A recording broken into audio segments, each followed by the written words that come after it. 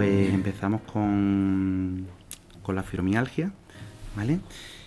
Y vamos a hablar un poco de su definición. Lo característico de la fibromialgia y lo que es el síntoma guía, ¿no?, que nos conduce a hacer un diagnóstico es el dolor, ¿no? Un dolor y una hipersensibilidad, un aumento de la sensibilidad musculoesquelética, que es de forma diseminada, distribuida por todo el cuerpo y se hace crónica.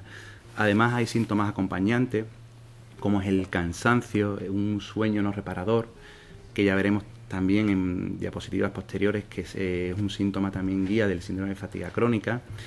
La disfunción cognitiva, esto quiere decir el embotamiento mental, el cansancio, la falta de concentración, y también puede acompañar a este síndrome la ansiedad y la depresión. Muchas veces no sabemos si es producto o consecuencia de la enfermedad, o consecuencia del verse enfermo, el no ver soluciones. No es que sea un síntoma de la enfermedad, sino muchas veces es la consecuencia de la frustración muchas veces del seguimiento, ¿no?, de esta patología. Como decía, pues son síndromes que van mezclados, ¿no? Hasta un 70% de pacientes con fibromialgia cumplen criterios de síndrome de fatiga crónica, y al revés, ¿no? Un 70% de pacientes con síndrome de fatiga crónica también cumplen criterios de fibromialgia. Como hemos dicho, la prevalencia va en aumento. Hay muchos casos que no están diagnosticados y se desconocen, pero los que se diagnostican, pues alrededor de 2 a 5 de cada 100 pacientes, de cada 100 personas en todo el mundo padecen fibromialgia. Probablemente esta cifra esté infraestimada, ¿no?, pues por los casos que están sin diagnosticar. Es una patología más prevalente en mujeres. Bueno, como decía, el dolor es el síntoma guía. Hay una serie de puntos dolorosos y para llegar al diagnóstico, los médicos nos basamos en detectar estos puntos dolorosos, y para diagnosticarlo pues debemos de encontrar al menos 11 de los 18 puntos que están definidos para diagnosticar la fibromialgia. Este dolor es un dolor que se hace crónico, que está presente la mayor parte del día y durante al menos 3 meses. Hay algún otro criterio diagnóstico novedoso, que es el dolor generalizado y los síntomas neuropsicológicos. Como decía antes, el embotamiento mental es muy, muy característico de esta enfermedad, ¿no?, la falta de concentración. Estos son los puntos dolorosos que exploramos. La manera de explorarlo es cuando nosotros presionamos hasta que nos blanquee lo que es la uña, hacer una presión, y la manera de medir la presión es hasta que blanquee nuestra uña. Y cuando se dan 11 de los puntos que veis en la pantalla, pues podemos hacer un diagnóstico de fibromialgia.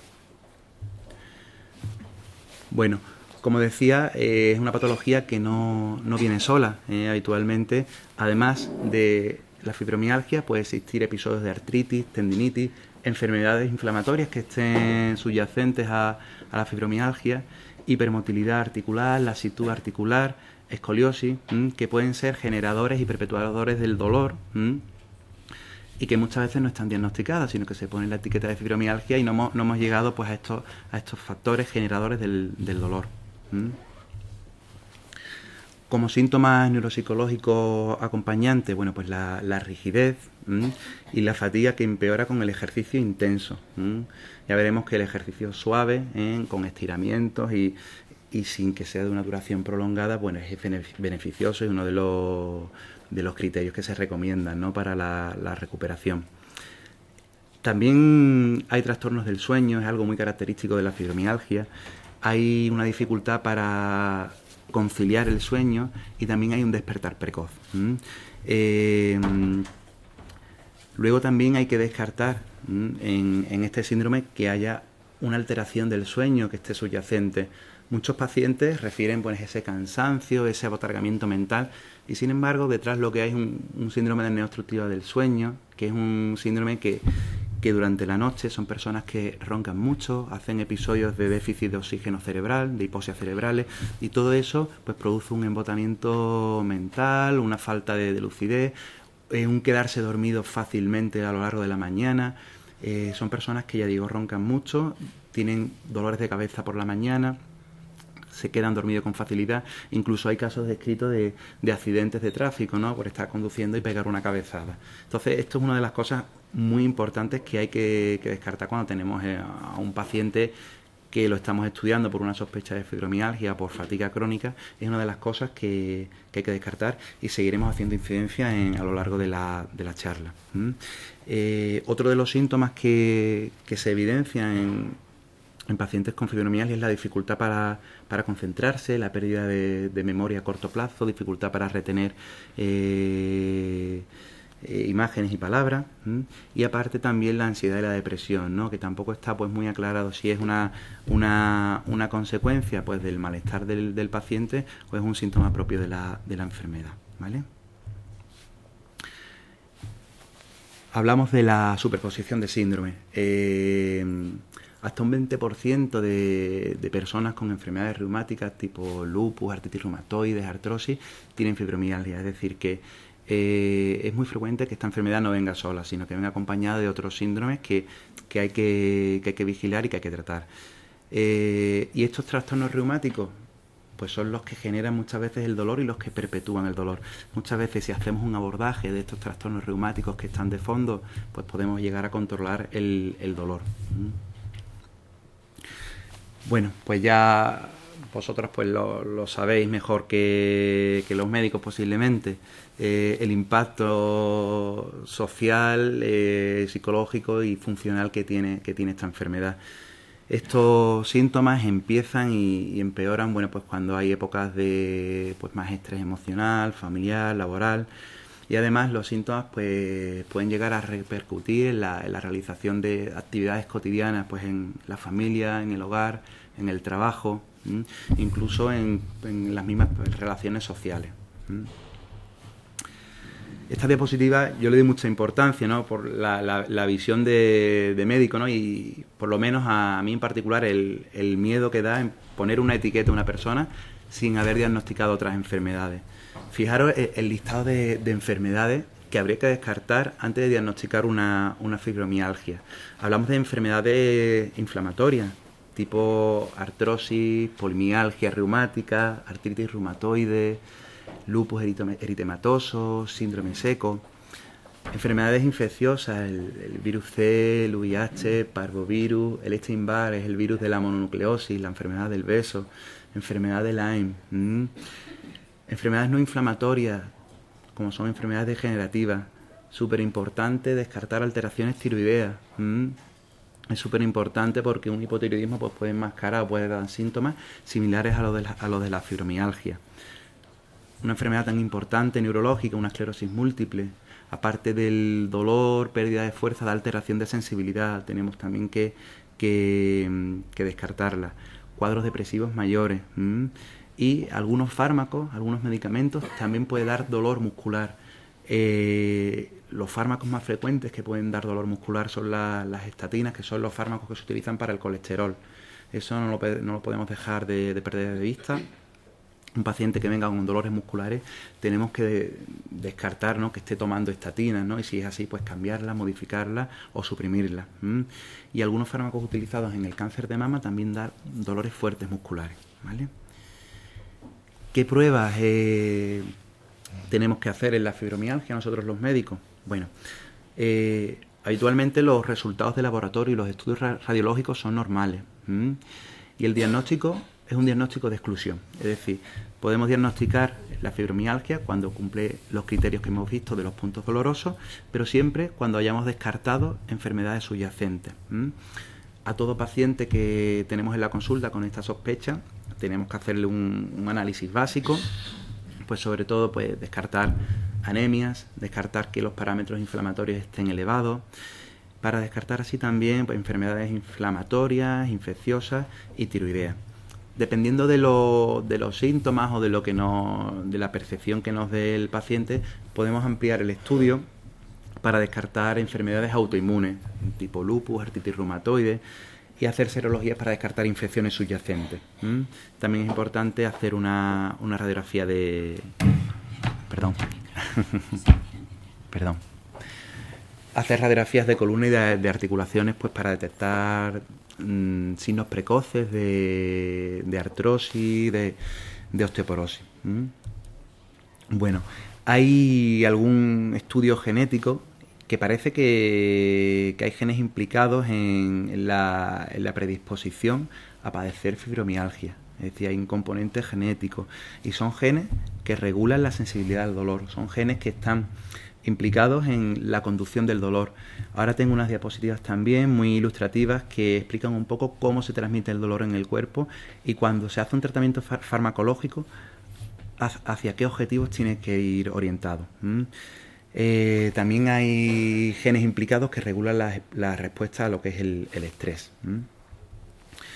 Bueno, como tratamiento no farmacológico, bueno, pues hay multitud de prácticas que han demostrado su beneficio, y el ejercicio es fundamental.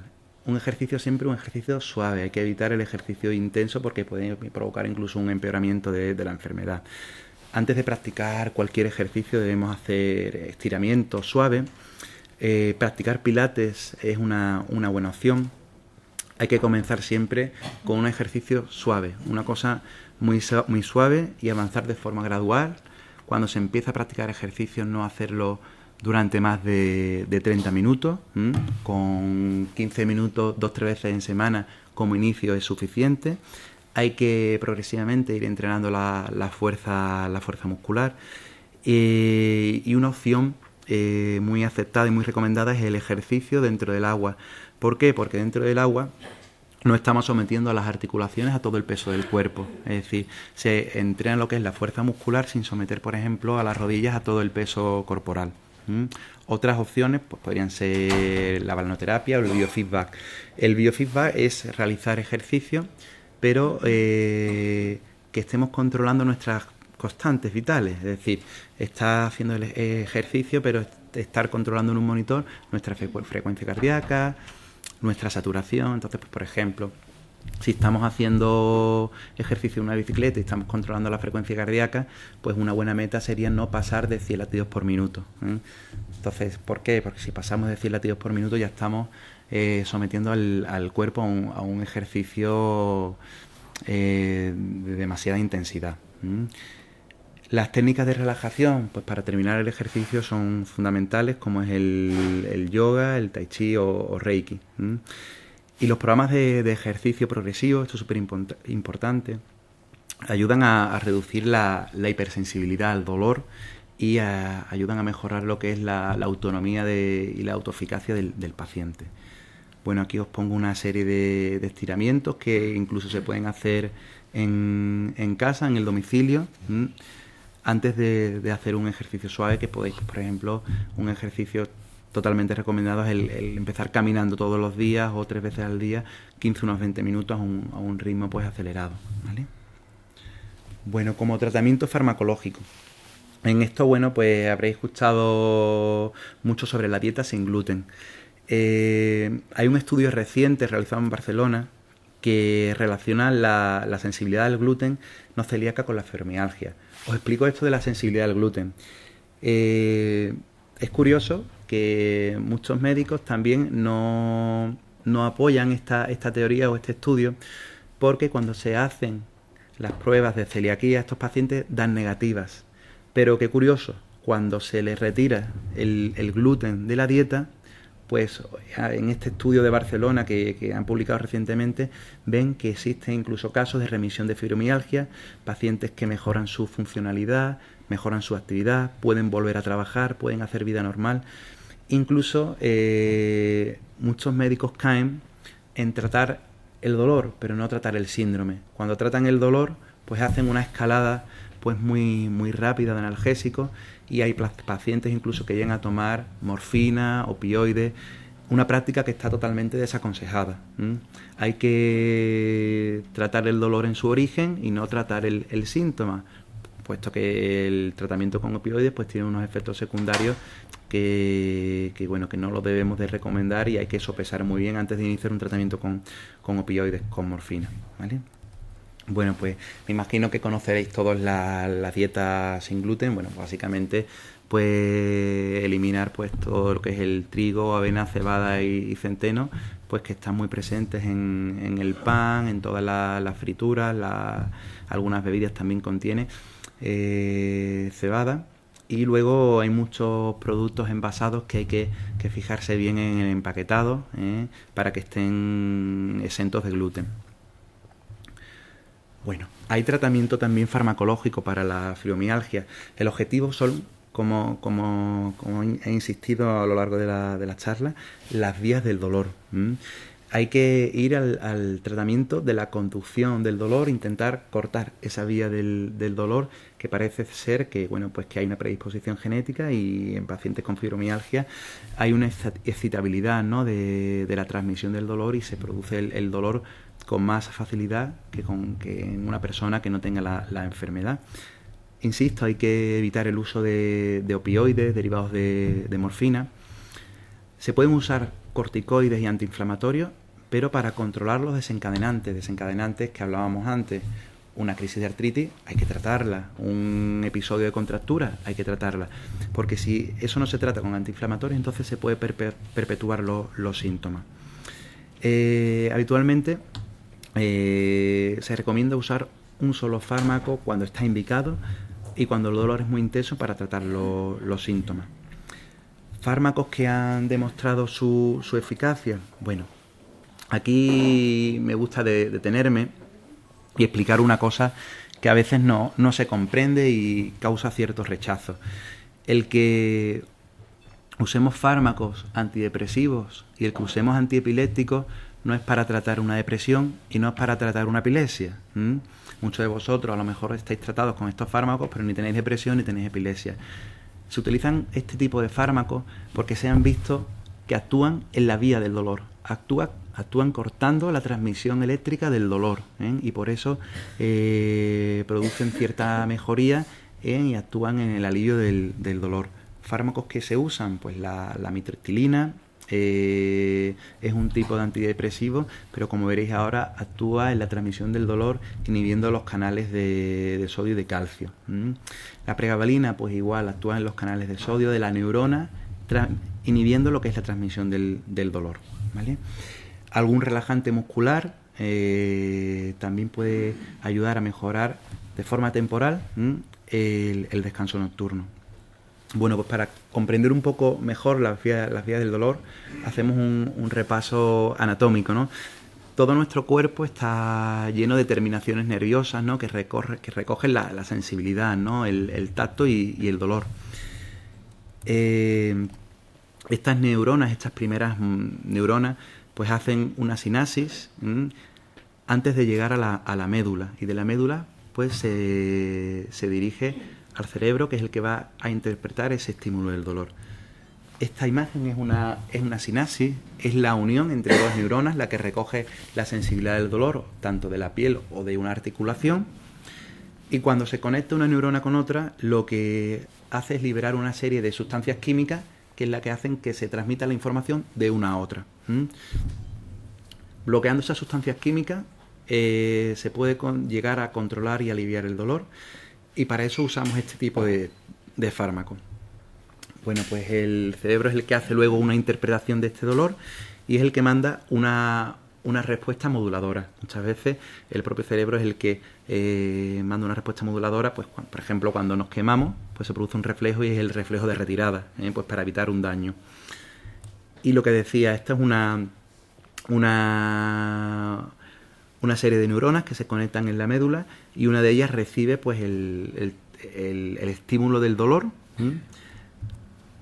Y por ejemplo la amitriptilina actúa justo en este nivel, ¿no?, inhibiendo lo que es la transmisión del dolor en esta conexión neuronal.